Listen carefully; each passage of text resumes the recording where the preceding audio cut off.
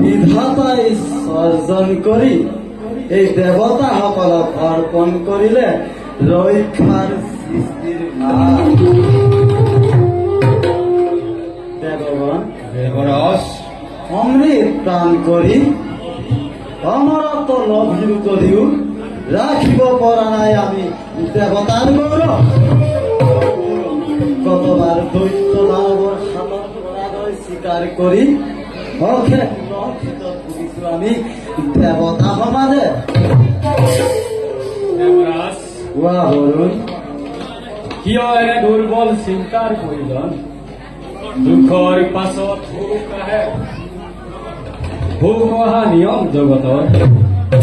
আন্ধাৰ পাছত পোহৰ অৱশ্যে নামে, বৰ্তমানো আমি সুখতেই আছো।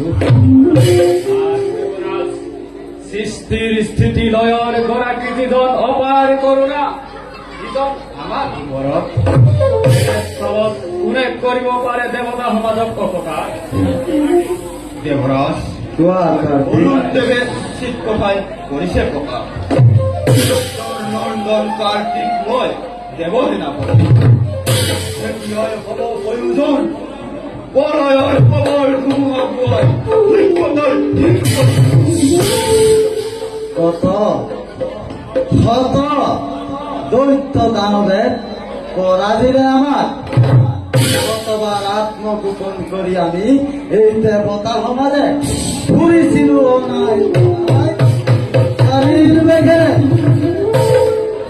আৰু কি দেৱৰ আখি ধৈৰ্য হৈ বাৰে বাৰে দৈত্য দানৱে এই দেৱতাৰ কৰ্ম ঘটাই দিয়া ঘৰ। সেয়েহে শততে সংশয় লাগে মোৰ অন্তৰত।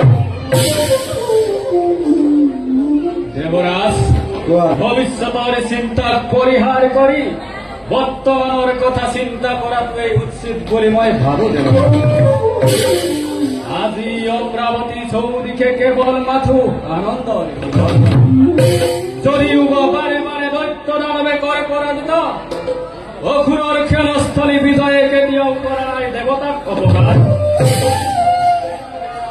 দেবগণ, দেবরাজ তোমার উপর কবি উৎপানি আনন্দিত নয়। তথাপিত দেবগণ, কিয় জানো মন মোর আদি হয় উজ্জ্বল। কোৱা কাৰ্তিক, যদিহে কিয়মধন ভাৱ আছে আপোনাৰ মনত, কৰোৱে নিবেদন, অনুমতি দিয়ক। কোৱা কাৰ্তিক, আনন্দেৰে মই কিছু অনুমতি। দেৱৰাজ, সমগ্ৰ দেৱতা সভা স্বামী হৈ একত্ৰিত আয়োজন কৰোৱে বিষ্ণুদৈত্য। অমংগল হলে অমংগলৰ স্বীকৃতিত মাত্ৰ নাথাকিবই অমৰাৱতী। ধন্য ধন্য কাৰ্তিক, উচিত পৰামৰ্শ তুমি কৰিলা বলা। অচিৰতে আয়োজন কৰিম আমি বিষ্ণুৰ যজ্ঞ। থাকিবা হস্তম সদা সত্তৰ প্ৰত্যুত্তৰৰ বাবে।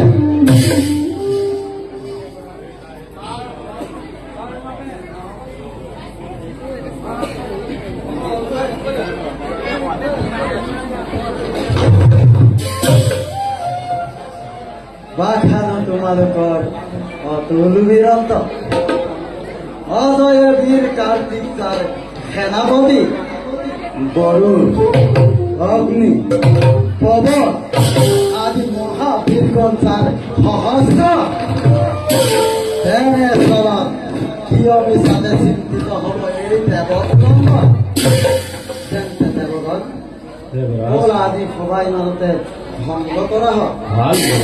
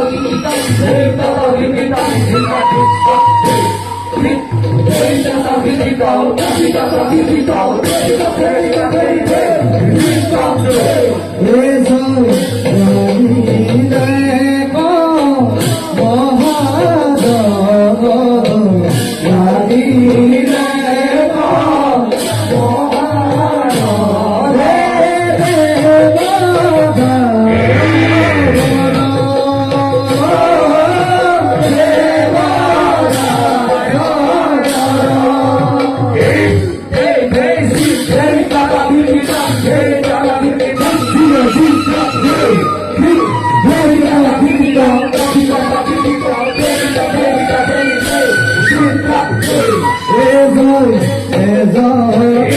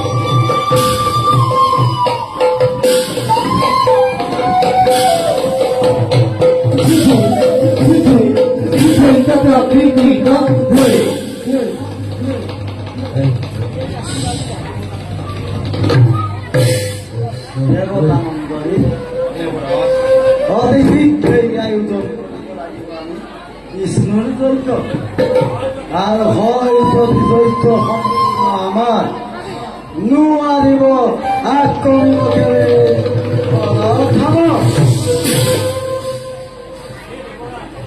হে দেৱৰাজ আদেশ যেতিয়া পালো আপোনাৰ অৱশ্যে কৰিম যজ্ঞ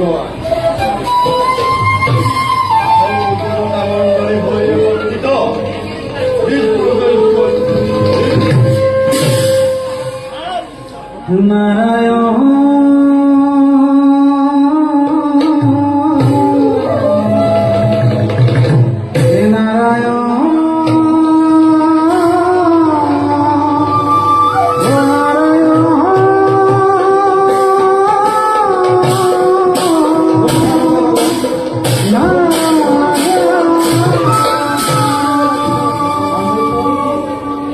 হৰি নাম লোয়া হে ভকত ভোগাই হৰি নাম লোয়া হে ভকত ভোগাই নামৰ দিনে গদিনা নামৰ দিনে গদিনা বিপদ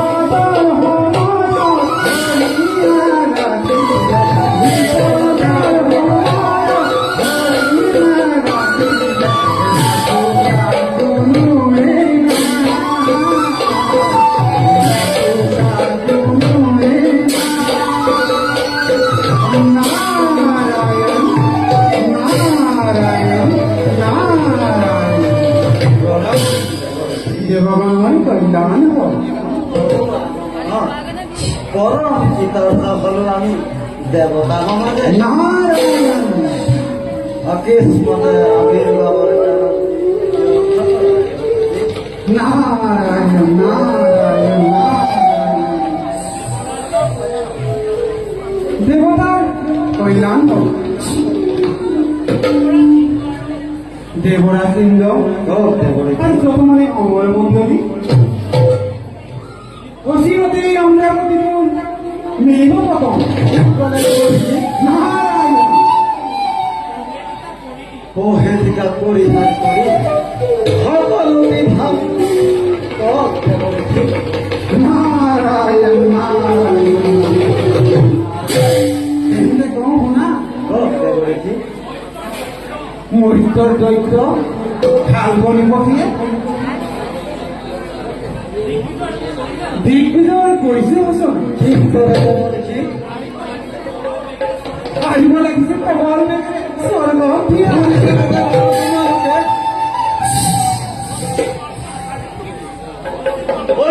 কল্পনা কৰিছে সেই অনৈক্যসকলে মৃত্যুদণ্ড ঠাই দিম তাক ভগবান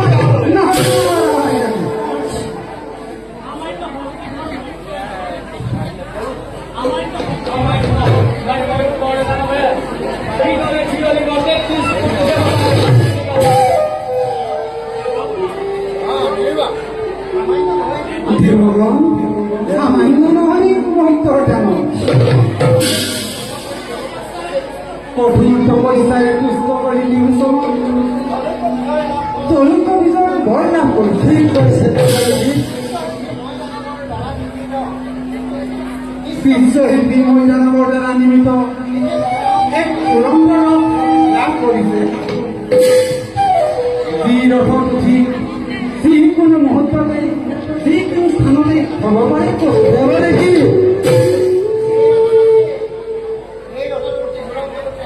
হেৰিয়ৰ পৰা উঠি ৰন্ধনে কেনে আহিব লাগিছে স্বৰ্গ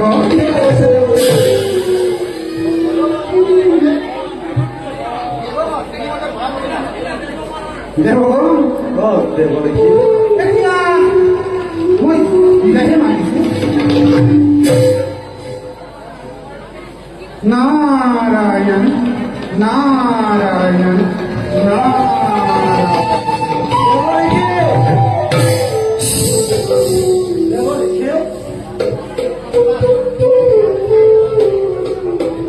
নাৰায়ণ নাৰায়ণ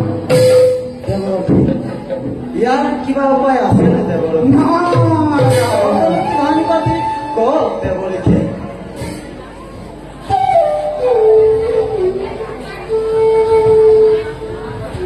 নাৰায়ণ নাৰায়ণ নাৰায়ণ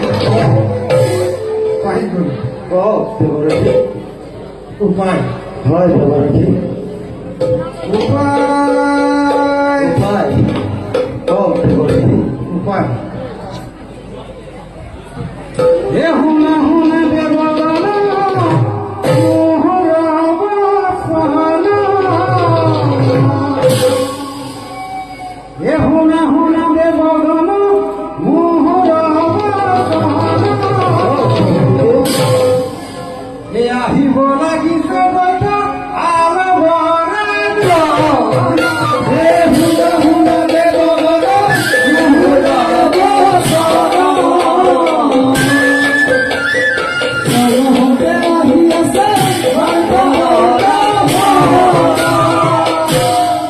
নাৰায়ণ নাৰায়ণ উপায় হয় উপায় উপায় কওক দেৱৰীকে নোৱাৰা কৰিব যদি সৰ্বকৰণে ধন নোৱাৰা কৰিব যদি দৈপকৰণে ধন নাৰায়ণ পাশে যোৱা পাইবা